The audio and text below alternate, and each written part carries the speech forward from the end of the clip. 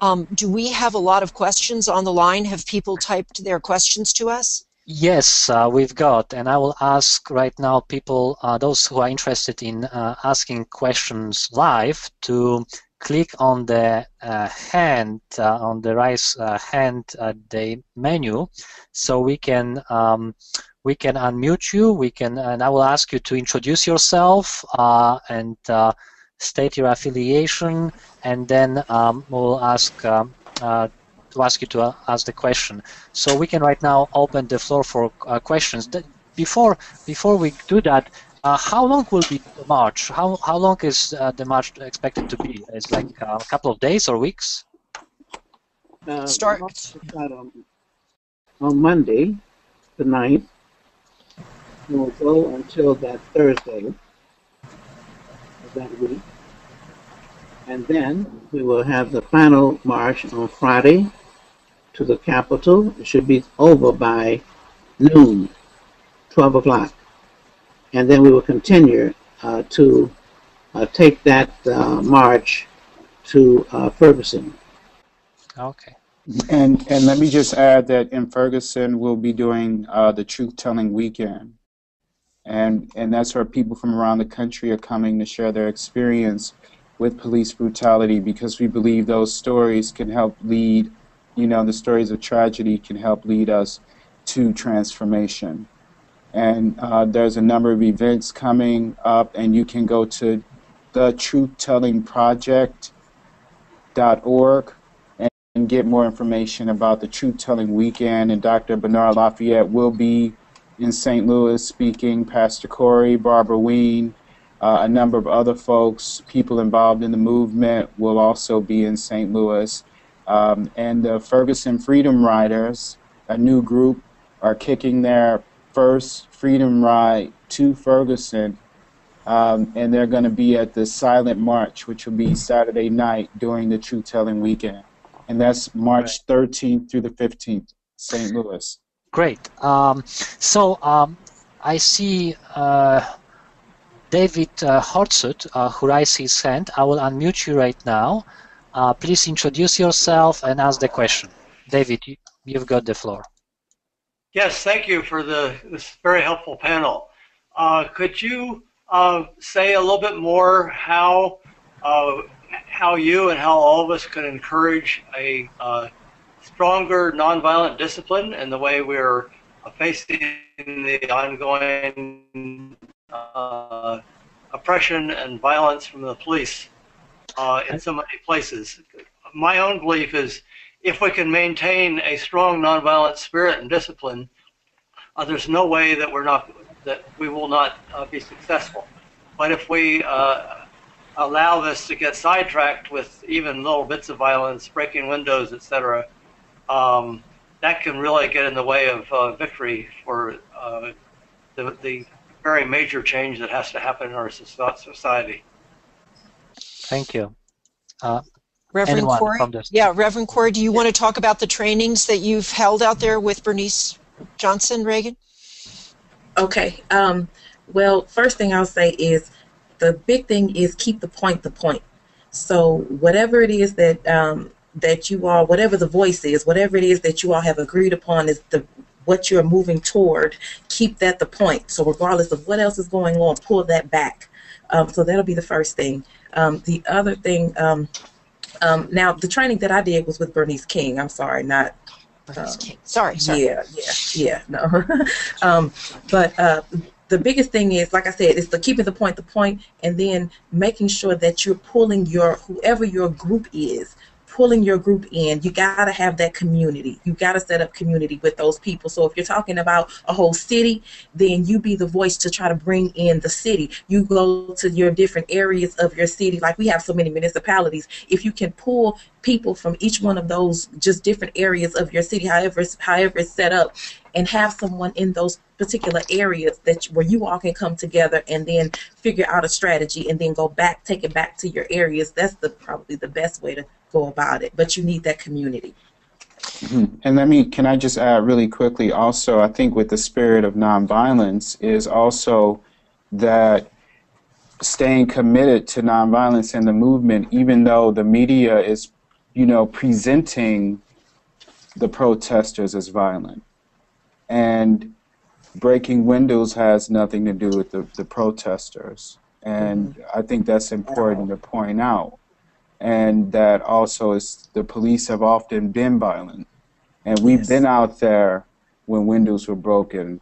Yes. And the police actually initiated that, and they actually pushed people back right after the non-indictment. So be careful about like how, and I think maybe one way to be a part of the nonviolent discipline is to point that out in the narrative, that narrative of painting the protesters as violence is also violent, because it's part of the structural violence of racism and the subtlety of white liberal racism that comes in as we talk about these protests. Right. Yeah, we know that buildings have been torched by people outside the community, and then those fires were blamed on the protesters. So, for instance, Michael Brown's pastor had 71 death threats against him, and then his church was burned down. And those were from outside white supremacist groups. And yet the Ferguson community was painted as violent as a result of that. So as Reverend Bush mentioned, as Pastor Corey mentioned, they're getting control of their own narrative, and they're going to speak the truth to power about what's really going on there. Right, because we are a family, and that's what people don't know. We are a family. We look out for one another. We love one another. We spend time with one another. So we know who our protest family is. And it's a huge family, but we know each other, and we know what we're not doing. And one thing I will say is I've been shot at, me and my 13-year-old daughter, we've been shot at. We've been shot at several times. We can't be shot at by our own standing around us. So things are, and I've seen who shot at me before. So I know what's really going on. So I would just say, sir, to seek it out, get your information yourself. Right. And the National Guard stood by while the buildings were being burned, and there were no fire trucks in these neighborhoods. In fact, we have never seen a fire truck in Ferguson. Where are the police? Where are the firefighters trying to help put out these buildings? Right. Okay. I will ask Patrick O'Connell to ask his question, to introduce himself and ask a question. Patrick, you are on there.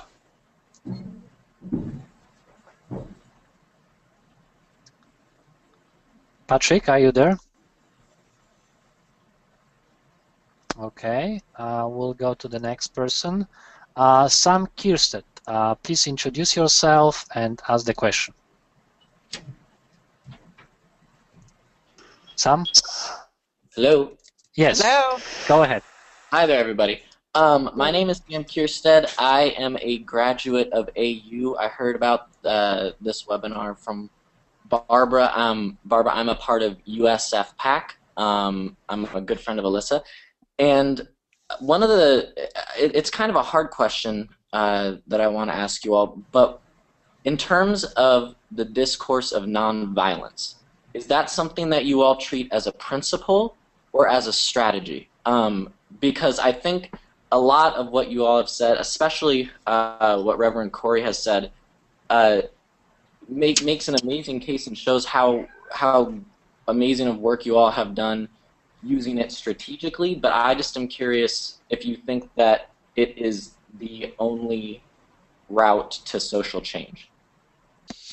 Well, I just want to start off with a short little tiny definition, perhaps. Nonviolence is a principle. It's a moral philosophy. It's a political strategy. It's a methodology. And it's a way of life for achieving three things. One, for resolving conflict, and that means sometimes you have to escalate the conflict. Two, for resisting humiliation and injustice. And three, for building a new social order without bloodshed. So it's all of those things, and I think what Reverend Corey and Dr. Lafayette and Dave have laid out for us is that it is a political strategy, it is a movement, but it's more than that. And they know to use violence would be suicidal, and violence recoils on itself. So I'll leave it at that. But I'd like the other three speakers to address your question. Go ahead, David. I would say that I would continue in that same line. I think it's both strategic and principled, and that's the way that I approach it. And I see violence as a violation to the very core of our dignity. That when we use violence, we harm ourselves in addition to harming the other person. And I also think that we have to be very creative with our nonviolent strategies. There are more that are in the making, and I think we have the possibility to do even more and create. The creativity is possible, and because our society and human history has focused so much on violence, there's so many creative ways to use violence. We haven't focused on the possibility with nonviolence and peaceful approaches that embody respect for human dignity. And I think this movement is, and the reason why there's so many people doing their own thing is so that that creativity is fostered and respected and supported so that we can get there in a nonviolent way creatively. Dr. Lafayette, did you want to comment on that? Yeah, some people see nonviolence as a tactic. So they would only use it to achieve a limited purpose. And then there are those who believe in nonviolence as a way of life. People like Martin Luther King, Mahatma Gandhi, Bayard Rustin, and Jim Lawson, and others, including myself. So there are two distinct concepts, and it depends upon which one you subscribe to. Some use it simply as a tactic, as Barbara Wing was saying, and some use it as a way of life in circumstances. Nonviolence will continue to be effective. It is associated with revolutionary change, and that's what we are asking for. We're asking for a major paradigm shift in our country, nothing short of a nonviolent revolution, because our institutions are starting to lose their legitimacy. Those that are perpetrating violence are actually hastening the demise of our democracy, and that's what's at stake. And if they want to upend the entire U.S. society so that people no longer believe that our courts and judicial systems are fair and just, if they want to see the demise of social order in this country, they're definitely hastening that with these rulings and the failure to prosecute. So we're trying to restore civility through nonviolence. And we know through the research and through the literature that those revolutions that have been nonviolent produce much more nonviolent societies in the future. Those that used violence end up being very repressive in the end. Thank you. I have Jasmine Rashid who wants to ask a question. Jasmine, please go ahead. You are right now unmuted. Hi, everyone. Again, my name is Jasmine, and I am a freshman at Swarthmore College in Pennsylvania. And I'm currently working on creating a series of community dialogues with some people between local police and Black citizens. We're experiencing a lot of pushback, as expected, with defensiveness when the police perceive any mention of police brutality or Ferguson as a direct anti-police sentiment. So I'm wondering if anyone quite broadly has any particular insight into reducing that us versus them sentiment, just so police will be willing to even listen to the voices of discourse without rolling their eyes instead of accepting accountability. Thank you. We have some great protocols for you that have been developed in Missouri, and we can send those to you. They were simple living room dialogues where people got together with no script, no agenda, just to listen deeply and open their hearts. So we have those for you, but also I would say to involve police who have been part of peacemaking circles and restorative justice circles that could make the other cops less defensive. If you can identify police who have had experiences participating in those kinds of roundtables, and there are many, many police that are now engaged in this, and that might help bring them along. Dave, do you want to talk to that? Do you want to speak to the restorative justice movement and what you've been doing with urban peacemaking circles and living room dialogues? Uh-oh. We no longer. Hello? I think we've lost Dave. Hello, I'm here. Can you hear me? Can you hear me? Yes. I hear you. Okay. Well, so one of the things is in the St. Louis group, we have, there's one gentleman who's a police officer, a former police officer, who has been talking about re-envisioning police officers as peace officers. I think that I think it just requires some creativity and working in restorative justice circles or restorative justice paradigm with police. And there are two programs that I want to point out. One is in the U.S. And it's in Richmond, California, where police are actually working with community members, and the community members who are doing nonviolent civil resistance, but nonviolent community organizing, have actually reduced crime in that community and murders by over 80%. And then in Sao Paulo, Brazil, one NGO actually works with police and businesses, where police get a award for sensitivity with community because they've done all of this training, and they've been incentivized to do this. I think within our current system, incentives are important, but I think we have to completely re-envision and be very creative about ways of creating relationships with police. But police have to stop what they're doing first. And not all police are doing it, but it has to stop first. There can be no reconciliation until the violence stops. How do you forgive somebody who's still killing your kids? Right. We almost ran out of our time. I will entertain one more question, and that will be the last one from Kelly O'Donnell. Kelly, I'm muting you, and please introduce yourself and ask the question. Yeah, thank you very much for these excellent presentations. My wife and I are clinical psychologists. We're American citizens, and we're listening from Geneva, Switzerland area. We've been here 30 years. And thanks for all you're doing to raise awareness and raise our consciences, and practically lead to some change.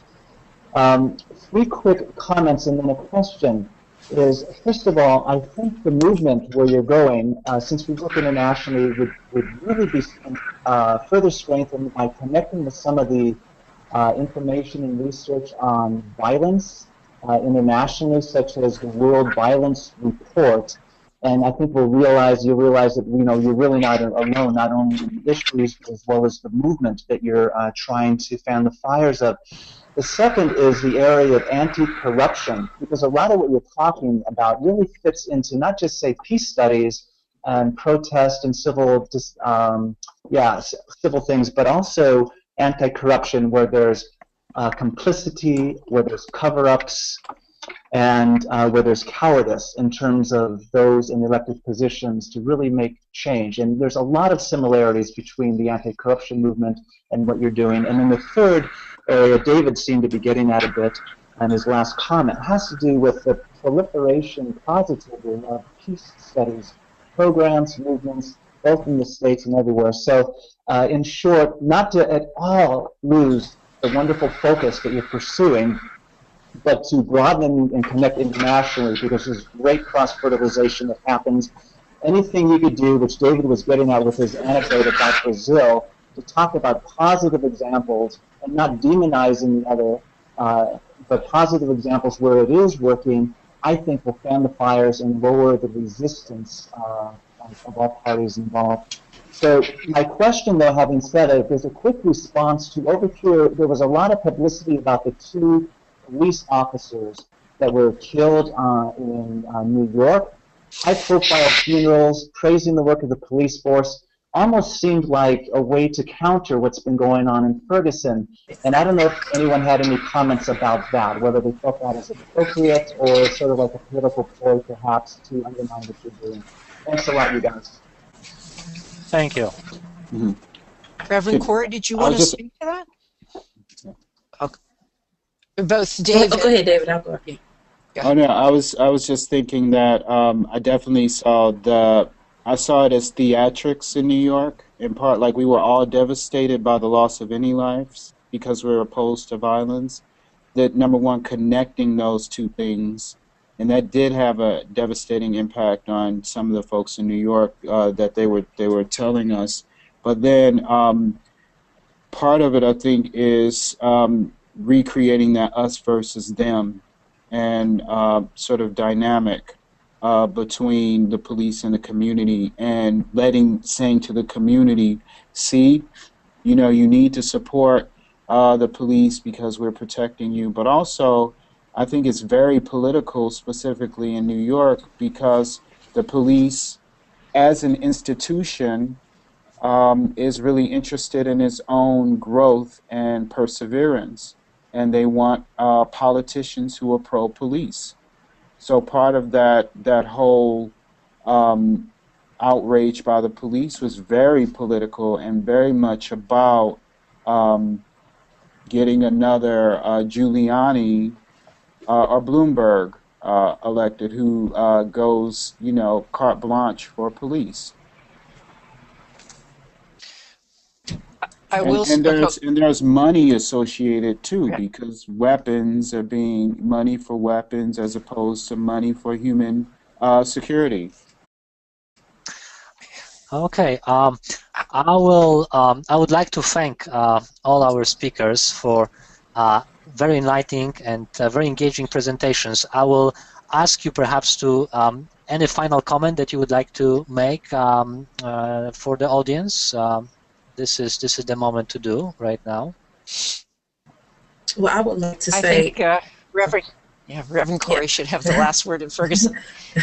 I would like to say that this is only the beginning for Ferguson, for St. Louis, and for these movements. That the media is saying that the movement is dying out in all of these other places, but we're saying that it's just about to get started. We're just ramping up. We stuck our toes in the water. So now we've had the opportunity to get to the incubator and get some ideas. So we're coming.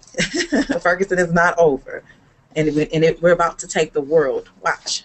Right. Thank you. The greatest thing people can do is to join us in St. Louis and Selma. And I hope that even if you can't be there, that you'll let people know in the region and through your networks and on social media. Please don't let this be captured by the mainstream press, and please help us generate our own narrative on this. Dr. Lafayette? Is that all of our movements that we talk about, although they focus on specific problems and issues, they have the name of the city. And even though those problems exist in other places, those names have become symbolic, like Selma for the voter rights bill.